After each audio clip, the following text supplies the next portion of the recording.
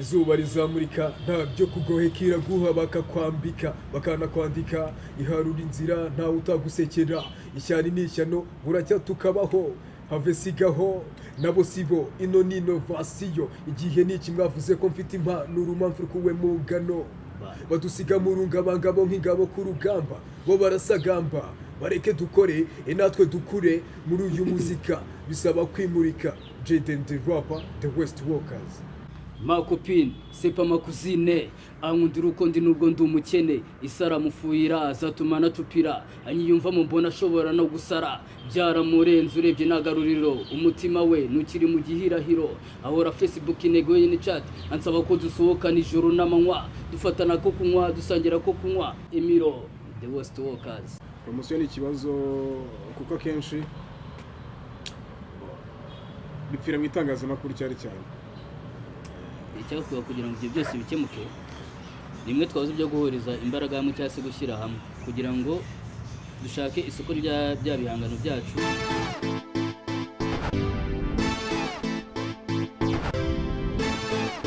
Nk'itsinda The West Walkers mumaze igihe kingana iki mu ruganda rwa muzika? Ni umwaka wa gatandatu. Ni umwaka wa gatandatu. Bivuze ngo mwatangiye mu mwaka wa 2014. Yego. Muri uyu mwanya The West Walkers ikaba ifite indirimbo zingana iki? 12. Indirimbo 12. Aha. Tuzigabanya. Arazigabanyije. Ariko ni hapo. Zingahe? 13 14 gutyo. Ko numva musa nkaho mutazizi. Oya nibyo dandemye. Bavuga audio cyangwa video? Audio mufite zingahe? Audio ari zikiri muri studio izarangiye cyangwa izarangiye zamaze kunyura mu matwi y'abantu izo nizo dukeneye. Ziri muri 12. Ziri muri 12. Aha. Izaba zifitemo video zaba ari zingahe?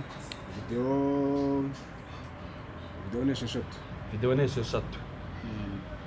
None muri izo ndirimbo zose uko ari 10 na zingahe numva byabagoye kumenya umubare wazo. Mufitemo video esheshatu. Aha ndashaka rero kugira ngo mubwire abakunzi banyu indirimbo yaba yarakunzwe n'abantu mbega yahitinze kurusha izindi yaba ari iyi. Hafi ya zose zarahitinze. Cyane. Ese kugira ngo zihitinge ko tuzi ko kugira ngo indirimbo ibone hit ari ikintu kiba kitoroshye mu bigenza mute kugira ngo indirimbo zanyu zibe zaba hit? Umuntu arakora nyine mu bushobozi aho afite tukagerageza no gushaka promotion aho bishoboka. Umuntu bakoze uko ashoboye nyine mu bushobozi. Ese uravuze ngo umuntu arakora agashaka promotion kugeza aho bishoboka. Ese promotion mubona cyaba ari ikintu kigoye cyaba ari ikintu cyoroshye? Promotion ni ikibazo kuko kenshi bipfira mu itangazamakuru cyari cyane. Aha. Ikibazo kiri mu itangazamakuru. None se uravuze ngo ikibazo kiri mu itangazamakuru. Ese ikibazo cyaba kiri mu itangazamakuru gikomoka he, giterwa n'iki?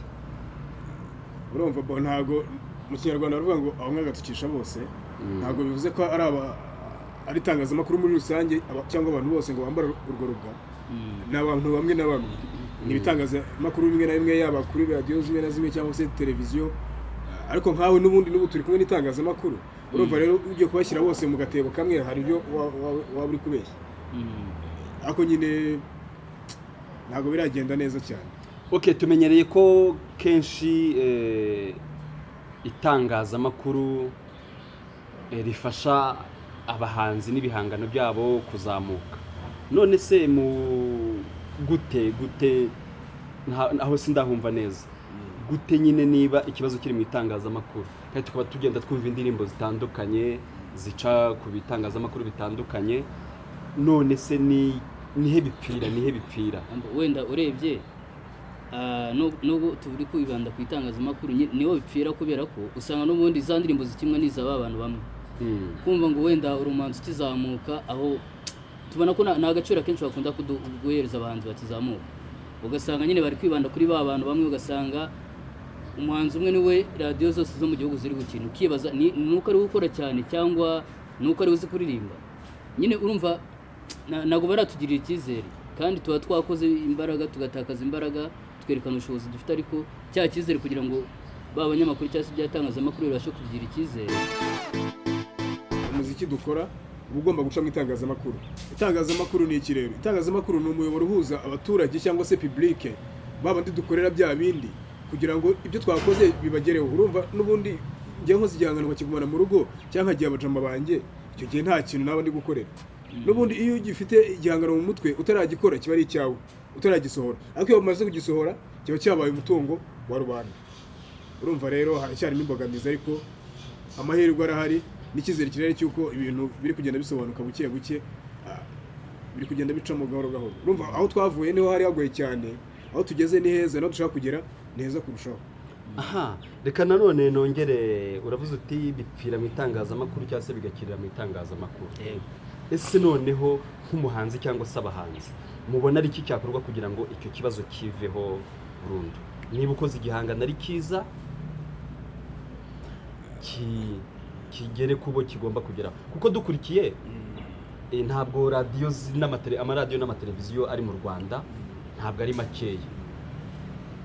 None se wavuze ngo bakina, wumva indirimbo z'abantu bamwe arizo zigaruka. Ese ubona ni ukubera iki arizo zigaruka? Ikintu navuga aho ngaho igituma indirimbo ushobora kumva nko ku maradiyo 5 cyangwa 10 umuhanzi umwe, akenshi bikunze kuba ku bantu bafite amarebo. Ntabwo ndi bujye wenda gutunga intoki vuge ngo ni rebo runaka, ariko ariho hantu hase nkaho harimo imbogamizi. Na avantage kuri wa muhanzi, ariko nanone bikaba imbogamizi kuri wa bandi bari mu gisata kimwe nawe. Urumva ikintu gisa nk'ari ikibazo, ariko nanone kundi ruhande ni business. Nibyo ni business. Izo rebo zishobora kuba zashyizemo amafaranga menshi bagakumira babahanzi bandi badafite ubushobozi bwo kuba bakwishyura. Urumva rero icyo dukeneye nk'abahanzi bari kuzamuka cyangwa se n'abandi bafite ibikorwa bitandukanye kandi byiza, dukeneye no buvugizi, dukeneye ryajwe ku buryo natwe by'abihangano byacu bigira ahantu bigera. Abantu bakeneye kutwumva, dukeneye gukora byinshi. Urumva uko ukora ibintu ukabyibika ukabigumana, nawe ugera ugacika intege. Kandi ibintu dukora n'ubundi ni ibintu byo guha abaturage, byo guha rubanda. Aha, nanone iyo twumva umuhanzi cyangwa se tukumva abahanzi, tuzi ko ari abantu b'abanyadushya. None iyo mukomeje gukurikirana uko bigenda muri ubwo buryo, mwumva noneho ari nk'utuhe dushya twabaho kugira ngo ibintu noneho bijye ku murongo, ikibazo kiri hagati y'itangazamakuru n'umuhanzi kiranduke burundu. Wenda utwo dushya wenda twabaho, icyambere no kwanza guhindura imyumvire, bakumva ko abantu bose niba bari mu muziki cyangwa se bari muri bose ari abahanzi, bakumva ko buri wese ashoboye. Kuko niba wafashe imbaraga zawe ugakora iyo ndirimbo cyangwa se ugakora iyo video, uvuga ati urashaka kugeza ku banyarwanda cyangwa se ku bene gihugu, biba byiza ko ka gaciro uba watakaje nabo bakaguha. Icyambere babanza bahindura imyumvire, babone ko abantu bose ni bamwe. Nibite gukina kuri ba bantu, ugasanga radiyo imwe cyangwa se radiyo zirenga zingahe zakinye umuntu kuva mu gitondo kugeza nimugoroba, ukibaza igihugu cyose kirimo abahanzi barenga 1000 bingahe, harimo abahanzi 5 cyangwa 2. Ni ibintu bitewe urujijo. Ariko noneho babanze bahindura imyumvire yabo, noneho ya myumvire nibayindura bakumva ko buri muhanzi wese ashoboye, batanga amahirwe noneho na babandi batagize uko bamenyekana nabo bigaragaze, noneho babone icyo koko babantu bakizamuka ibyo bakora nabo barashoboye kandi bafite ubumenyi nk'ubwo abo bandi bashyira imbere bakora. Ikindi kintu ngera nakongeraho, harimo abanyamakuru batarabigira umwuga. Ntabwo urumva umuntu ashobora kubyuka gutya, yabonye ubwo bushobozi bwo kugura kamera, yabonye ubushobozi bwo kugura bya bikoresho byose bishobora kwifashishwa mu gutara amakuru cyangwa no kuyatangaza, agahita ashinga televiziyo, agahita ashinga radiyo, aho ugasanga mu by'ukuri intego nyamukuru y'icyo gitangazamakuru kigiyeho ntabwo ari cyo bakurikiza. Ugasanga nyine bameze nk'aho bubatse ibintu by'akazi, hari abantu babo bari aho ngaho, abandi bahari ni ku ruhande, cyangwa se murakubwira ati runaka na runaka dore amafaranga bishyuye kugira ngo bya bintu byabo bikinwe. Ese niba umuntu akora igihangano kandi cya gihangano nyuma y'igihe kikazaba umutungo wa leta cyangwa w'igihugu, ni iki noneho mwadufasha? Abantu badafite amafaranga ariko bafite impano, ibihangano byabo bikomeze bipokere hariya hirya bipfa ubusa. Kandi nuvuga ngo mbere na mbere gukora wa muziki, indirimbo n'ibindi, mbere na mbere gutekereza ni igishoro. kujya muri studio ni igishoro, ni amafaranga. Kwishyura umwanya ibyo byose ni amafaranga. Wenda kuba twabona amafaranga gutya likide kuyafata mu ntoki nibyo bisa nkaho bigoranye, ariko mutekereze ko n'ubundi n'uyu mwanya turimo n'ubungubu aya ni amafaranga turi gukora, ni nayo turi gukoresha. Dukeneye ko nyine abahanzi bahabwa agaciro. Okay, numvise muratunga cyane agatoki itangazamakuru ko rifite uruhare mu kuba umuziki w'u Rwanda utazamuka, kandi nawe mu bindi biganiro bitandukanye by'amashuri bize tukumva ko ari ibiganiro bizamura abahanzi. Mubona nk'abahanzi ari iki cyakorwa kugira ngo ibyo bibazo byose bikemuke ku ruhare rw'abahanzi? uruhare rw'abanzi icyakorwa kugira ngo ibyo byose bikemuke, rimwe twabuze byo guhuriza imbaraga hamwe cyangwa se gushyira hamwe kugira ngo dushake isoko rya bihangano byacu, kandi ikindi wa mugani kubanza guhindura imyumvire yacu ubwacu bizadufasha kugira ngo tuzabashe no guhindura n'imyumvire y'abo bandi tubona ko babaye imbogamizi kuri twe. Ikindi ni ugukora tugakoresha imbaraga nyinshi cyane kugira ngo koko dutange wa musaruro buri wese azumva akumva ko cya gihangano koko ni umwimerere.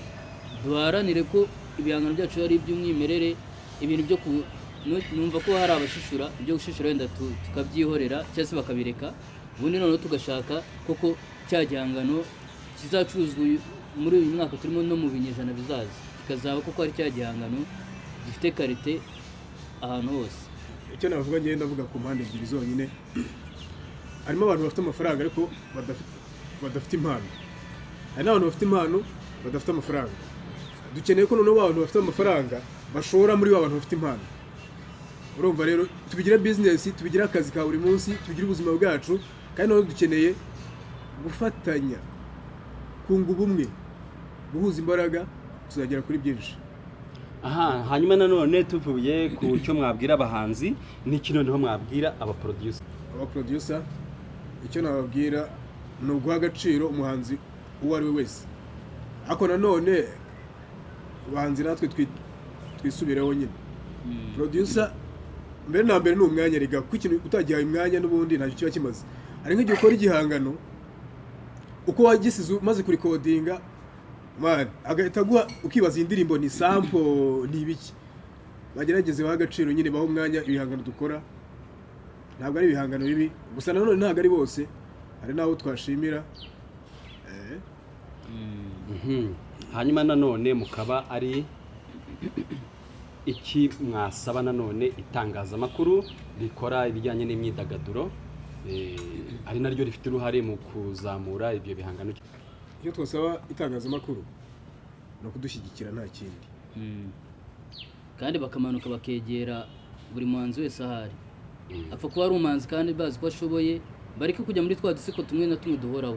Ubwo noneho nk'uko twabonye ko u Rwanda rufite abahanzi benshi kandi bashoboye, rubegere rukurikirane za mpano zabo. Ndashima ko ari abahanzi namwe bakizamuka bagenda bazamura, ariko nanone ugasanga bamuzamuye icyumweru kimwe bahise bamushyira ahantu utazigera umenya ko yigize n'abaho. Nasaba ko babakurikirana kuva hasi, nk'uko umubyeyi abyara umwana akamurera kuva mu buhinja kugeza akuze, uko ababyeyi bakurikirana abana babo nabo bakurikirana abahanzi babo, bageraho babavana bagere naho babageze. Ndumva aricyo nabasaba.